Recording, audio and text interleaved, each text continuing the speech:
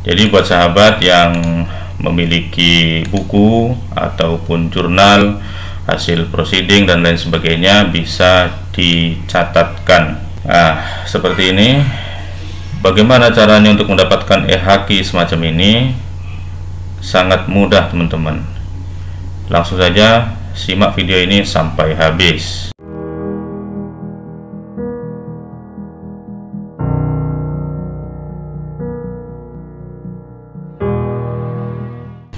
Assalamualaikum warahmatullahi wabarakatuh. Berjumpa kembali dengan saya Mufikus Sobri di M Sobri TV. Baik sahabat channel semua, semoga dalam keadaan sehat walafiat dan senantiasa dalam lindungan Allah Subhanahu wa taala. Kali ini saya akan berbagi tutorial bagaimana cara mendapatkan sertifikat haki, hak kekayaan intelektual, lebih tepatnya e-haki ya. Langsung di sharing saja di sini. Nah, misalnya kita tuliskan hak cipta lah, semacam ini ya. Nah, jadi kalau mungkin di laptop teman-teman belum ada, bisa ditulis saja hak cipta kemudian enter. Nah, maka di paling atas ada websitenya ya, ehakcipta.dgip.go.id. Langsung saja diklik websitenya. Oke. Jadi kalau teman-teman sahabat semua belum memiliki akunnya, maka mesti harus daftar terlebih dahulu. Caranya langsung ini, di bawah ada create your account ya, diklik ini. Lah, kemudian silahkan diisi lengkap, mulai dari email, password, dan ini password ya, password juga password yang sama dengan yang ditulis di depan, nama lengkap, nomor KTP, tanggal lahir, alamat, kota, kode pos ya, provinsi, kemudian ada kewarganegaraan, jenis pemohon. Jenis pemohon ini kita bisa pilih ya, apakah lembaga ya kan, atau perorangan ya, institusi, lembaga, usaha mikro dan sebagainya. Kalau kemarin saya pilih perorangan karena memang saya sendiri ya.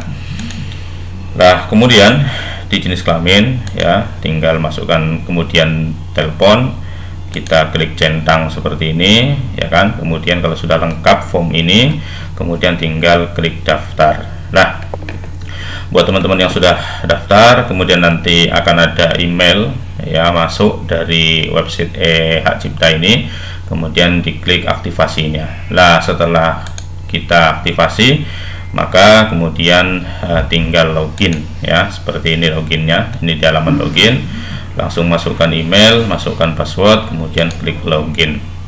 Oke. Nah, kemudian setelah login seperti ini ya, maka di sini ada menu hak cipta, ada pasca hak cipta. Kalau untuk mendaftarkan hak cipta baru, misalnya buku, jurnal dan sebagainya ya, kita klik hak cipta, kemudian permohonan baru seperti ini. Coba kita lihat formnya ya teman-teman. Nah, di sini kita diminta untuk unduh template ya, mendownload template. Template apa itu? Template surat pernyataan ya, surat pernyataan. Templatenya seperti ini teman-teman ya.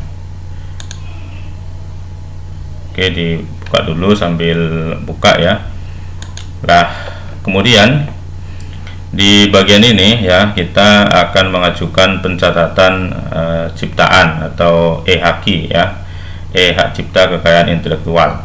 Nah, kemudian di sini jenis pemohon kita bisa pilih umum atau UMK ya, lembaga pendidikan atau lembaga litbang pemerintah. Kalau perorangan mau mengajukan sendiri ya kita pilih umum ya. Cuman bedanya nanti di pembayarannya ya.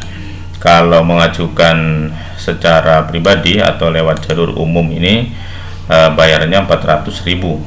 Kalau yang UMK, lembaga pendidikan, ini 200.000 teman-teman. Oke, kemudian selanjutnya pilih jenis ciptaan ya. Di sini ada banyak jenis ciptaan. Misalnya saya sekarang kemarin itu pilih karya tulis ya, karena buku karya tulis.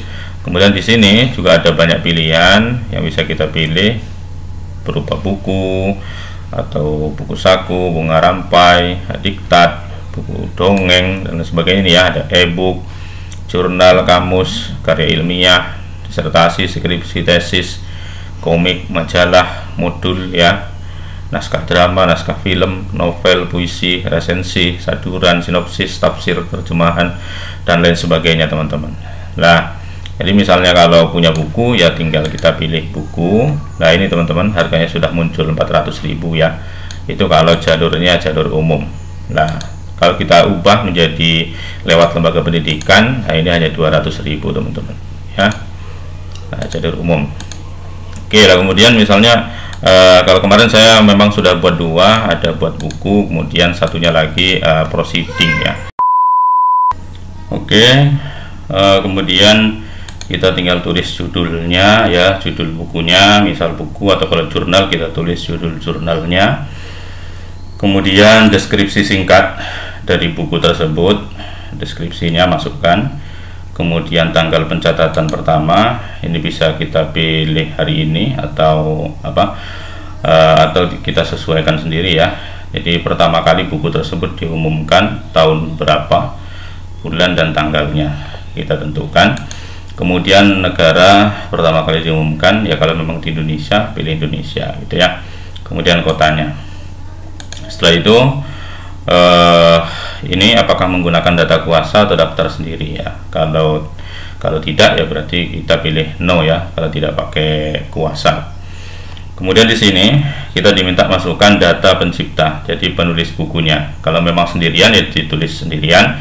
Kalau misalnya ditulis banyak orang rame-rame, misalnya seperti bunga rampai atau book chapter, maka ditulis semua nama penulisnya di sini ya. Nah, caranya langsung saja klik tambah. Nah, saya akan melihat menu apa saja yang ada ya, nama, email, nomor telepon ya, kewarganegaraan, kemudian alamat lengkap. Alamat lengkap ini pastikan sesuai dengan alamat yang tertera di KTP masing-masing penulis ya. Jadi di KTP penulis itu yang dimasukkan di alamat ini. Kemudian provinsi, kota ya kan, kode pos, kemudian apakah ini perusahaan, kalau perusahaan dicentang, kalau tidak ya tidak usah. Nah, kemudian kalau kemudian pemegang hak ciptanya itu sama dengan penulis, maka tinggal klik yang ini. Nah, data pencipta di atas juga merupakan data pemegang hak cipta. Kalau pemegang hak ciptanya lain, maka di sini tidak usah dicentang ya. Karena kalau dicentang di sini, kemudian kita klik tambah, nah maka di sini akan tampil data hak cipta, kemudian sekaligus data pemegang hak cipta sama. Jadi kalau penulisnya sama dengan pemegang hak ciptanya, ya sudah tadi dicentang saja, nanti akan otomatis di sini terisi dan di sini juga akan terisi langsung. Nah, seperti yang tadi di sertifikat ya, di sertifikat saya ini.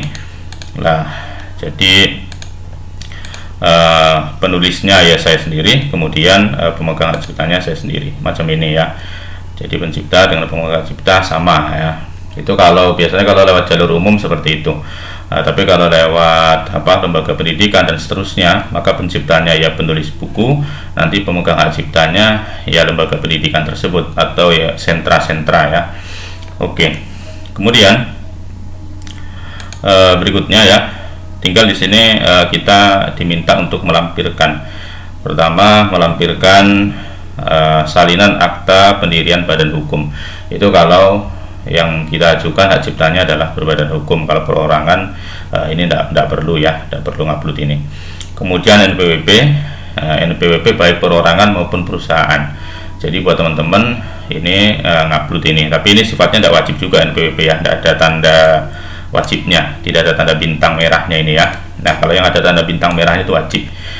Nah, kemudian contoh ciptaan. Jadi misalnya buku ya, kemudian kita upload file bukunya ya, file bukunya atau file jurnalnya seperti itu. Nah, ini ada ketentuannya ya.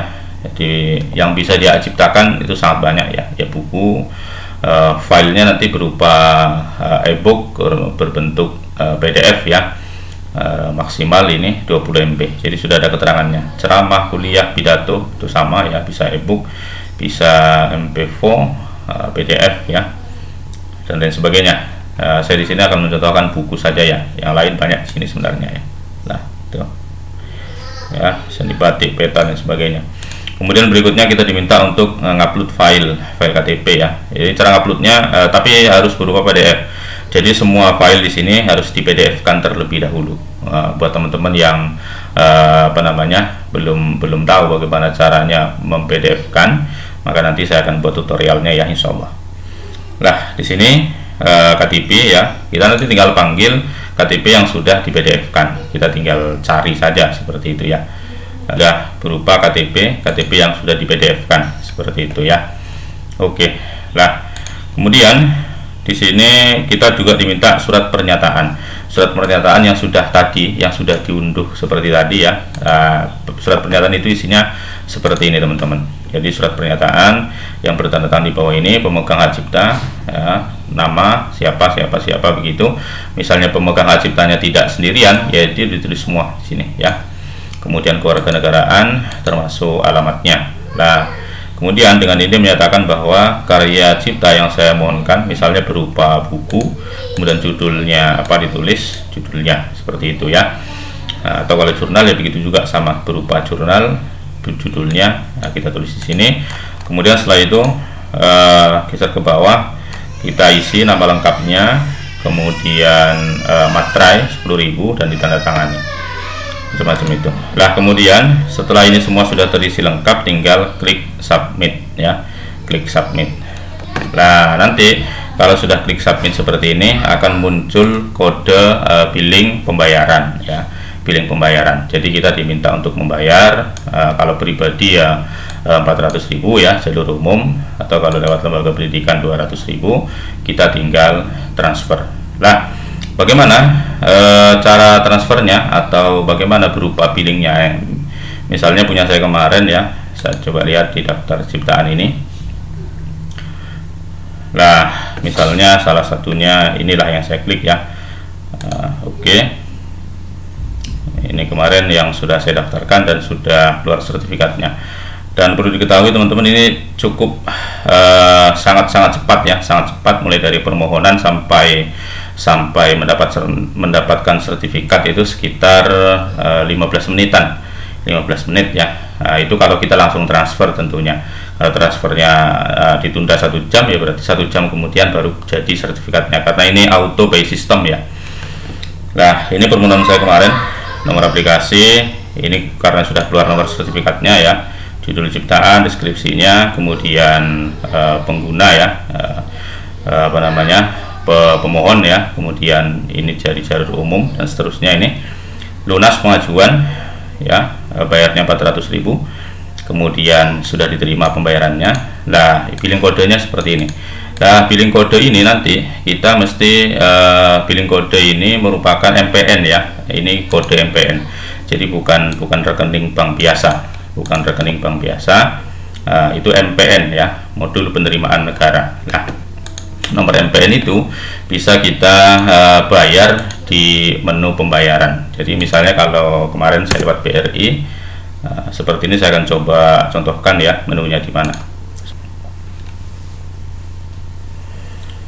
Oke teman-teman, setelah berada di posisi login seperti semacam ini, kemudian klik di menu pembayaran ya untuk membayar MPN-nya tadi ya. Ini sekali pakai saja ya. Nah, kemudian di menu pembayaran, kemudian klik ke bawah. Nah, di sini ada MPN ini ya, MPN. Ya, tinggal diklik MPN kan. Nah, kemudian di sini kemudian kita pilih nomor rekening kita ya, nomor rekeningnya misalnya, kemudian kode billing. Nah, kode billing MPN yang tadi yang ditagihkan itu, billing kode ini kita tinggal copy kan. Nah, kemudian kita enterkan, paste di sini ya. Nah, setelah itu klik kirim. Untuk langkah selanjutnya itu seperti halnya transfer biasa. Jadi setelah kita klik kirim, nanti akan ada pemberitahuan di situ untuk pembayaran apa, kemudian jumlahnya ya seperti ini, jumlahnya 400.000 pas ya.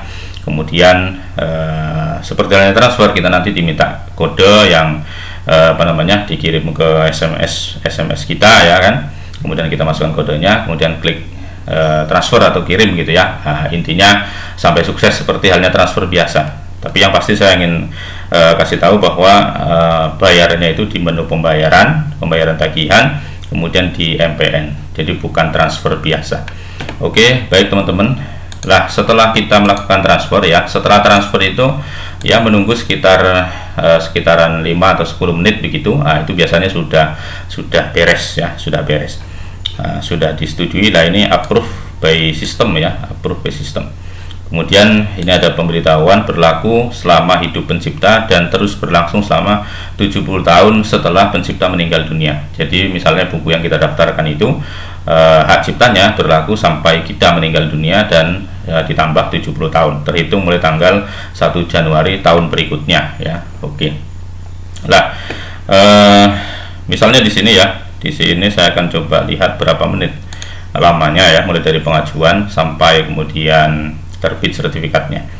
Oke, di sini tertulis ya tanggal pengajuannya ini. Nah, tanggal pengajuannya misalnya yang bawah ini pukul 3.16. Ini sebenarnya pukul 3 sore ya, pukul 3 sore atau pukul 15 sebenarnya. Saya mengajukan kemarin, bukan pukul 3 malam ya. Pukul 15 ya. Kemudian disetujui ya, diterima itu pukul 15.29. Mengajukannya 15.16, kemudian 15.29 sudah keluar sertifikatnya, sudah disetujui. Jadi hanya sekitar 15 menit mulai dari pengajuan, kemudian saya transfer seperti itu ya, dengan segala prosesnya di situ. Jadi begitu uangnya diterima, kemudian nunggu sekian menit itu, kemudian akan keluar sertifikatnya seperti ini teman-teman ya. Oke, demikian tutorial kali ini, semoga bermanfaat ya. Kurang lebihnya salah-salah kata saya mohon maaf. Wassalamualaikum warahmatullahi wabarakatuh. Baik teman-teman, sahabat MS TV, jangan lupa subscribe channel ini karena subscribe itu gratis dan tentu menambah motivasi buat saya. Khususnya apabila video ini bermanfaat, jangan lupa like, share, dan komen ya, untuk perbaikan ke depan channel ini. Terima kasih.